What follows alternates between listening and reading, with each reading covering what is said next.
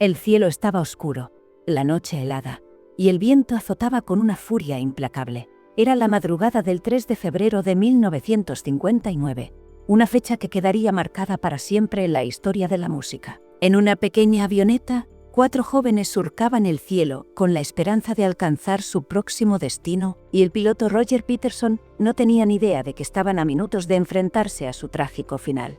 El rugido del motor era lo único que se escuchaba en aquel vuelo maldito. Nadie imaginaba que en pocos instantes la música perdería a 3 de sus más grandes promesas, y que un chico de apenas 17 años, con toda una vida por delante, vería su destino sellado en el frío manto de la madrugada. Pero, ¿quién era Ritchie Valens? ¿Cómo un joven de origen humilde llegó a convertirse en una estrella en menos de un año? Y lo más importante, ¿cómo su vida se apagó tan rápido, dejando un vacío imborrable en la historia del rock and roll? Participa con tu opinión en los comentarios, escribe un mensaje y comparte con la comunidad. Esta es la historia de Ritchie Valens, la estrella fugaz que conquistó el mundo en solo 8 meses, y cuya trágica muerte llena de misterios lo convirtió en leyenda. Nació el 13 de mayo de 1941 en Pacoima, California, un barrio humilde del Valle de San Fernando, hogar de muchas familias de origen mexicano. Richard Steven Valenzuela, como fue bautizado, creció rodeado de una cultura vibrante y un amor profundo por la música. Desde muy pequeño, la música era su refugio. Su padre, José Esteban Valenzuela, le enseñó a tocar la guitarra, y su madre, Concepción Reyes, mejor conocida como Concha, siempre lo alentó a seguir su pasión. Pero nadie imaginaba que aquel niño, que pasaba horas rasgueando acordes en el porche de su casa, un día cambiaría la historia del rock. El destino de Ritchie estaba escrito en las melodías de su infancia. La radio de su hogar resonaba con los sonidos del mariachi, el flamenco, el blues y el rhythm y blues, influencias que poco a poco fueron moldeando su propio estilo musical. Apenas tenía 5 años cuando comenzó a demostrar su talento, improvisando canciones con una destreza que sorprendía a todos. Y cuando cumplió 16, su camino dio un giro inesperado. Su habilidad con la guitarra era impresionante, pero había un detalle que lo hacía aún más especial.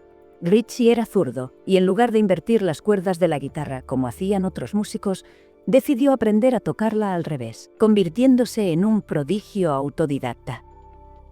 La pasión por la música lo acompañó durante su adolescencia. En la escuela, sus compañeros lo escuchaban tocar en las gradas, maravillados por el talento de aquel joven que tenía el poder de hipnotizar con su guitarra, pero nadie podía imaginar que el destino le tenía preparada una oportunidad que cambiaría su vida para siempre. La adolescencia de Ritchie Valens estuvo marcada por la música. Entre clases y tareas, su verdadero interés estaba en las melodías que creaba con su guitarra. No importaba el lugar, en la escuela, en reuniones familiares o incluso en la calle. Siempre que podía, sacaba su guitarra y empezaba a tocar. Pero su gran oportunidad llegó cuando tenía 16 años. Fue entonces cuando un grupo musical local, llamado The Silhouettes, lo escuchó tocar, y sin dudarlo, lo invitaron a unirse a la banda como guitarrista.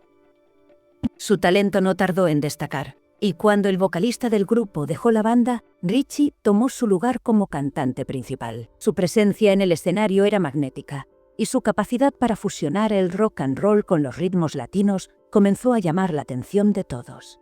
Pero fue una presentación en particular la que selló su destino. Un estudiante que había visto a Ritchie actuar le habló de él a Bob King, el dueño de Delphi Records, un sello discográfico de Hollywood. King estaba en la búsqueda de un nuevo talento, y tras escuchar los rumores sobre aquel joven de Pacoima, decidió acudir a una de sus presentaciones. Era un sábado por la tarde, en un pequeño cine de San Fernando. Ritchie subió al escenario sin saber que en la audiencia estaba sentado el hombre que cambiaría su vida. Y entonces ocurrió la magia. Desde el primer acorde, Bob King quedó impresionado. Nunca había visto a un joven con tanta energía en el escenario. Sus movimientos, su entrega, su capacidad para conectar con el público era diferente, era especial. Después del show, King se acercó a Ritchie y lo invitó a una audición en su estudio privado en Los Ángeles. El joven no podía creerlo. Aquella noche, cuando llegó a casa, su madre lo vio más emocionado que nunca. Sabía que su hijo tenía un don, pero no imaginaba que estaba a punto de convertirse en una estrella. Días después, Ritchie Valens entró por primera vez a un estudio de grabación. Su audición fue explosiva. Bob King quedó tan impresionado que en menos de un mes, Ritchie ya tenía un contrato discográfico en sus manos. Pero había un detalle que debía cambiar. Nace Ritchie Valens. El cambio de identidad en el mundo del espectáculo. La imagen lo es todo. Bob King sabía que Richard Steven Valenzuela tenía el potencial de convertirse en un ícono del rock and roll, pero había algo que podía jugar en su contra: su apellido. En aquella época, la industria musical en Estados Unidos era dominada por artistas anglosajones. Los músicos latinos tenían pocas oportunidades, y según King, Valenzuela podía ser un nombre difícil de vender al público estadounidense. Así que, después de pensarlo, decidieron hacer un cambio, y no tardó en hacerlo. Su primer éxito llegó en julio de 1958 con la canción Come On, Let's Go, un tema cargado de energía que inmediatamente se convirtió en un éxito en la radio. Pero aún había algo más grande esperándolo, una canción que cambiaría su destino para siempre. La industria musical estaba a punto de conocer La Bamba, la canción que haría de Ritchie Valens una leyenda. En el verano de 1958, Ritchie Valens ya comenzaba a hacerse un nombre en la industria musical. Con el éxito de Come On, Let's Go, su presencia en la radio y en los escenarios crecía rápidamente. Pero lo mejor estaba por venir. Fue entonces cuando Bob King le propuso grabar una canción diferente, algo que pudiera destacar aún más su identidad como artista. Ritchie tenía la respuesta, una versión de La Bamba, pero había un problema. Aunque sus raíces eran mexicanas, Ritchie no hablaba español con fluidez. La letra de La Bamba, un tradicional son jarocho, no le resultaba fácil de pronunciar, pero no se rindió. Aprendió la letra fonéticamente, repitiendo cada palabra hasta perfeccionar la pronunciación.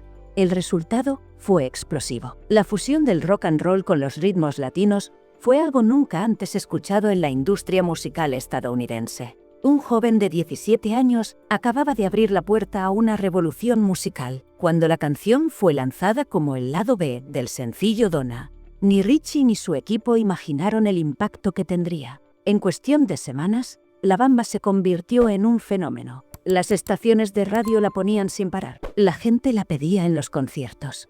Era una locura. Ritchie Valens no solo era un artista emergente, se estaba convirtiendo en una estrella. Pero mientras su carrera alcanzaba lo más alto, su vida personal empezaba a complicarse. Detrás de todo gran artista, siempre hay una historia de amor. Para Ritchie Valens, esa historia tenía un nombre: Donna Ludwig. Donna era una chica rubia, de ojos claros, con quien Ritchie había comenzado a salir en la secundaria. Estaba enamorado de ella y lo demostraba en cada oportunidad que tenía. Pero su amor estaba condenado al sufrimiento. Los padres de Donna no aprobaban la relación. Para ellos, Ritchie era demasiado mexicano para su hija. La discriminación era una barrera que el joven músico no podía derribar. Fue entonces cuando decidió escribirle una canción. Donna se convirtió en una de las baladas más icónicas del rock and roll. Cada verso era un lamento, un grito de amor y desesperación. El público la recibió con el corazón abierto. La canción escaló rápidamente en las listas de éxitos, alcanzando el puesto número 2 en Billboard. Pero a pesar del éxito, la relación con Donna seguía siendo imposible. Ritchie estaba de gira constantemente. Apenas tenían tiempo para verse. Su amor era tan fugaz como su carrera. Mientras las luces de los escenarios brillaban más fuerte que nunca, el destino ya estaba preparando su golpe más cruel. Ritchie Valens no lo sabía, pero le quedaban solo semanas de vida. A finales de 1958, la carrera de Ritchie Valens estaba en su punto más alto. Sus canciones sonaban en la radio, sus discos se vendían como nunca y los escenarios lo recibían con ovaciones. Pero el éxito tenía un precio. Apenas con 17 años, Ritchie estaba atrapado en un torbellino de fama, agotamiento y una agenda sin descanso. Fue entonces cuando recibió una propuesta que cambiaría su vida para siempre. unirse al Winter Dance Party Tour. Se trataba de una gira que recorrería 24 ciudades en el helado invierno del medio oeste de Estados Unidos. Junto a él participarían otras grandes estrellas del momento. El frío era insoportable. Las temperaturas llegaban hasta los 38 grados C. Los músicos viajaban en autobuses escolares viejos y destartalados. No había calefacción. Las tuberías se congelaban y las condiciones eran inhumanas. El cansancio era brutal. Apenas tenían tiempo para dormir. Los viajes entre ciudades eran largos y agotadores. Las enfermedades comenzaron a aparecer. Primero, The Big Bopper cayó enfermo con una fuerte gripe. Luego, Ritchie Valens comenzó a sentirse mal. Tenía fiebre, escalofríos y un cansancio extremo, pero no podía detenerse. Era su primera gran gira. Tenía que seguir adelante. Lo que Ritchie no sabía era que esta sería la última gira de su vida. El azar y una moneda maldita. La noche del 2 de febrero de 1959, la gira llegó a Clear Lake, Iowa, en el escenario. A pesar del frío y el cansancio, Ritchie Valens dio un show inolvidable. Cantó con toda su energía, como si presintiera que esa sería su última vez.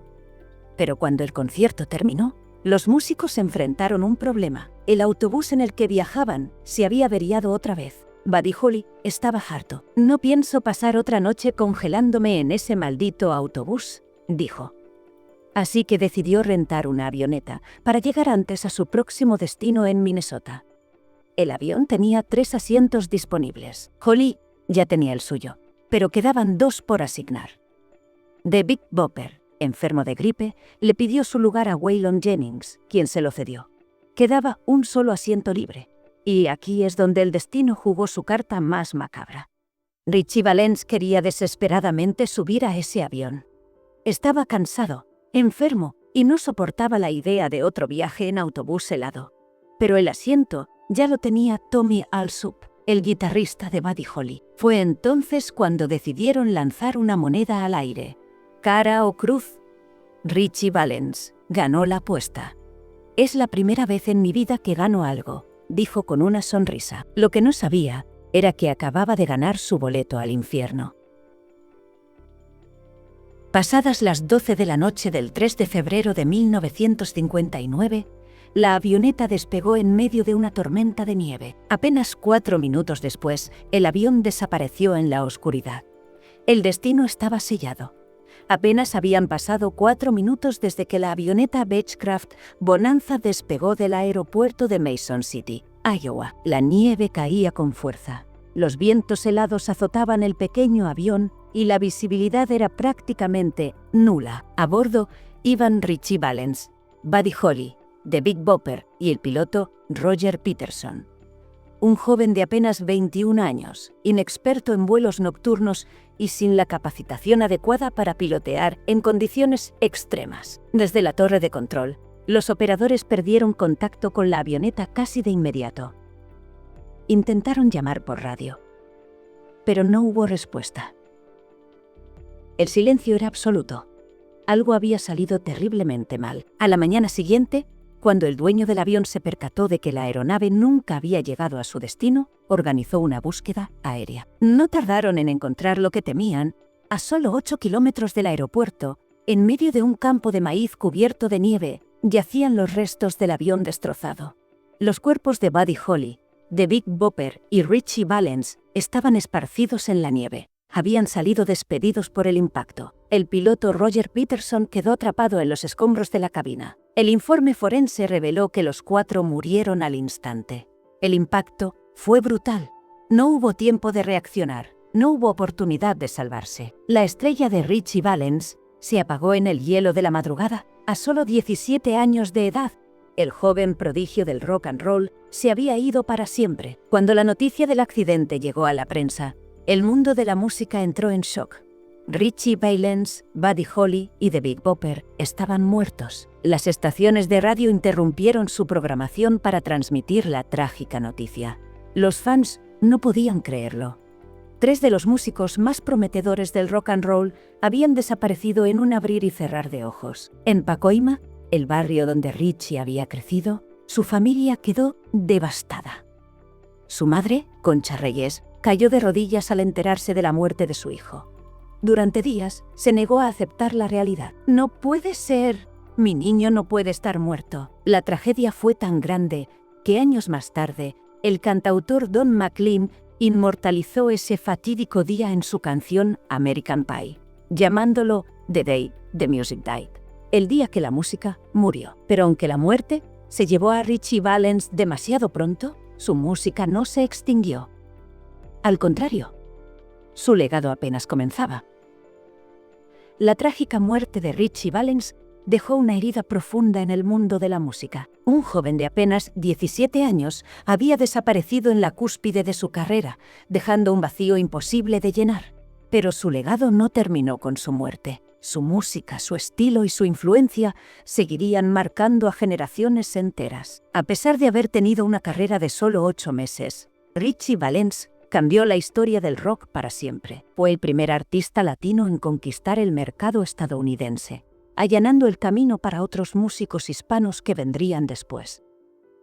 La Bamba se convirtió en un himno atemporal. Lo que en su momento fue solo el lado B de un disco, se transformó en una de las canciones más icónicas del rock and roll. Décadas después, en 1987, su historia fue llevada al cine con la película La Bamba, protagonizada por Lou Diamond Phillips. La película revivió su leyenda y presentó su música a una nueva generación. Ese mismo año, la banda Los Lobos lanzó una nueva versión de La Bamba, llevándola al puesto número 1 en las listas de éxitos de Estados Unidos. Pero su reconocimiento no terminó ahí. En 1990, Ritchie Valens recibió una estrella en el Paseo de la Fama de Hollywood. En 2001, fue incluido en el Salón de la Fama del Rock and Roll. En su barrio natal, Pacoima, hay murales, parques y hasta una oficina de correos con su nombre.